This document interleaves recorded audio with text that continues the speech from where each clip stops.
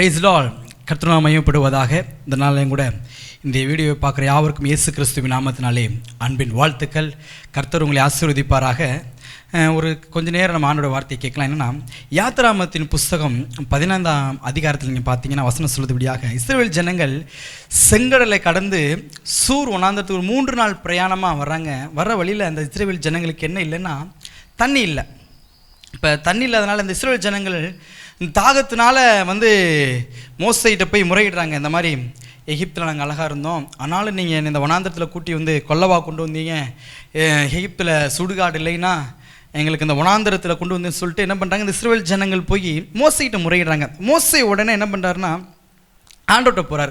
அப்போ மோசை ஆண்டோட்ட போனோம். இங்கே வசனம் சொல்லுது, வசனம் நீங்கள் 15ஆம் அதிகாரம் 25 வசனத்தில் பார்த்தீங்கன்னா, மோசை கர்த்தரை நோக்கி கூப்பிட்டான். அப்பொழுது கர்த்தர் மோசைக்கு ஒரு மரத்தை காண்பித்தார். அதை அவன் தண்ணீரில் போட்ட உடனே அது மதுரமான தண்ணீராயிற்று அப்படின்னு சொல்லி வசனம் சொல்லுது. அப்போ இஸ்ரவேல் ஜனங்கள் ஆண்டவர் வழி அங்கே என்ன வழி காமிச்சிருந்தாருன்னா, அந்த ஜனங்கள் அந்த தண்ணீர் அண்டைக்கு வர்றாங்க. அந்த தண்ணீரும் அவங்களால சாப்பிட முடியாத அளவுக்கு இருக்குது. என்னென்னா மாறா அந்த தண்ணீரை மதுரம், அதாவது கசப்பான ஒரு நீர் ஊற்றாக இருக்குது. அப்போ அந்த ஜனங்கள்னால குடிக்க முடியாத பட்சத்தில் ஆண்டவர் என்ன பண்ணுறாருன்னா, மோசை மூலியமாக பேசி ஆண்டவருக்கு அந்த ஒரு மரத்தை என்ன பண்ணுறாருன்னா அந்த ஜனங்களுக்கு காண்பிக்கிறார். நீங்கள் அந்த மரத்தை கிளையை வெட்டி இங்கே போடுங்க, அந்த நீரூற்றில் போடுங்க, அந்த நீரூற்று எப்படி மாறிடும்னா மதுரமாய் மாறும் அப்படி சொல்லி. அதே போல் இன்றைக்கி நம்மளோட வாழ்க்கையில் பல காரியங்கள், பல சூழ்நிலைகள் மத்தியில் நம்ம கடந்து போயிட்டுருக்குறோம். இந்த காரியத்துக்கு பிரச்சனைக்கு தீர்வு இல்லை, இந்த சுச்சுவேஷனை என்னை ஹேண்டில் பண்ண முடியலை, இந்த பிரச்சனை சால்வ் ஆக மாட்டேங்குது அப்படின்னு இருக்கும்போது எப்படி அந்த ஜனங்களுக்கு ஆண்டவர் ஒரு மரத்தை காண்பிச்சாரோ, இன்றைக்கி அதே போல் நம்முடைய வாழ்க்கையில் நம்முடைய காரியங்களை மாற்ற, நம்முடைய வாழ்க்கை மதுரமாக இருக்கணும், நம்முடைய வாழ்க்கை சமாதானமாக இருக்கணும், நம்முடைய வாழ்க்கை சந்தோஷமாக இருப்பதற்காக இயேசு கிறிஸ்துவானவர் மரத்தில் தன்னை என்ன பண்ணார், சிலுவையில் நமக்கு அவைகளாக மீட்டு தந்திருக்கிறாரு. இன்றைக்கி வாழ்க்கை பல நேரங்கள் கசப்பான அனுபவங்களுக்கு நீங்கள் போகலாம், வெளியில் சொல்ல முடியாத காரியங்களோட வாழ்க்கையில் நீங்கள் பேஸ் பண்ணி கொண்டு இருக்கலாம்.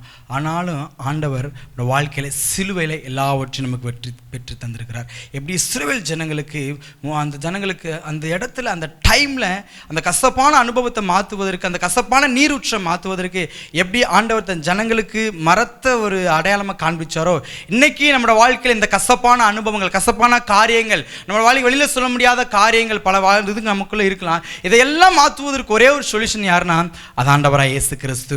நீங்கள் ஆண்டவராக இயேசு கிறிஸ்து நீங்கள் நம்பும்போது, சிலுவையில் எனக்காக எல்லாவற்றையும் ஆண்டவர் செய்து முடித்து விட்டார், எனக்காக சிலுவையில் யாவை செய்தார் என்கிற நம்மளோட வாழ்க்கையில் நம்பும்போது, நம்மளோட வாழ்க்கையில் உங்கள் வாழ்க்கையில் இருக்கிற எல்லா காரியங்கள் மாறுறதை நீங்கள் பார்ப்பீங்க. அதுக்கே வசனம் சொல்ல தொடர்ந்து வாசிட்டு வந்தீங்கன்னா, உன் தேவனாய கர்த்தரின் சத்தத்தை கவனமாய் கேட்டு வாழ்க்கையில் காரியங்கள் மாறணும், சூழ்நிலைகள் மாறணும், பிரச்சனைகள் மாறணும், வாழ்க்கை நல்லா இருக்கணும்னா நீங்களான செய்ய வேண்டிய ஒரே ஒரு காரியம், கர்த்தருடைய சத்தத்தை கேட்குறவங்களா இருக்கணும். எப்படி மோசே தன்னோட வாழ்க்கையில் ஆண்டவர் பேசுகிறத கேட்டாரோ, நம்மளோட வாழ்க்கையில் அதே போல் நீங்களும் இன்றைக்கு விசுவாச வாழ்க்கையில் ஆவிக்குரிய பிள்ளைகளாக இருக்க நம்முடைய வாழ்க்கையில் ஒவ்வொரு நாளும் நீங்களும் கேட்க வேண்டியது கர்த்தருடைய சத்தத்தை கேட்கிறவங்களா இருக்கணும். நம்ம ஆண்டவருடைய சத்தத்தை நம்மளோட வாழ்க்கையில் கேட்டு பழகணும்னா ஒவ்வொரு நாளும் நம்மளோட வாழ்க்கையில் உங்களோட வாழ்க்கையில் வெற்றியை பார்ப்பீங்க. அதை தொடர்ந்து உங்களோட வாழ்க்கையில் நீங்கள் பழகி பாருங்கள். ஆண்டவர் என் கூட பேசுங்க அப்படின்னு அவர் பேசுகிற தேவன். எப்படி மோசை மூலம் அந்த டைமில் ஆண்டவர் பேசினாரோ, அதே போல் இன்னைக்கும் தேவன் நம்ம கூட பேச ஆயத்தமாக இருக்கிறார். எத்தனை பேர் ஆண்டவருக்கு நம்ம இருதயத்தை திறந்து கொடுக்குறோமோ, ஒரு வாழ்க்கையில் காரியம் மாறலையா, ஆண்டவர்கிட்ட போய் பேசுங்க. உடனே என்ன பண்ண மனுஷங்களை காரியங்களை தேடி போகிறோம். ஆனால் ஃபஸ்ட் நீங்கள் ஆண்டவரை தேடி போங்க. ஆண்டவர் பேசுகிறதை ஆண்டவர் பேசுவார் என்கிறத ஒரு நம்பிக்கையோடு நீங்கள் ஆண்டவர் சத்தத்தை கேட்டிங்கன்னா உங்களோட வாழ்க்கை ஆண்டவர் பேச பேச உங்களோட வாழ்க்கையில் காரியங்கள் மாறதை பார்ப்பீங்க. எப்படி இஸ்ரவேல் ஜனங்கள் அந்த வாழ்க்கை அந்த டைமில் மாறுச்சோ, அதே போல் இன்றைய நாட்களில் உங்கள் வாழ்க்கையில் காரியங்கள் மாறதை பார்ப்பீங்க. ஆண்டவர் சத்தத்தை கேட்க கேட்க உங்கள் வாழ்க்கையில் சூழ்நிலைகள் மாறும்.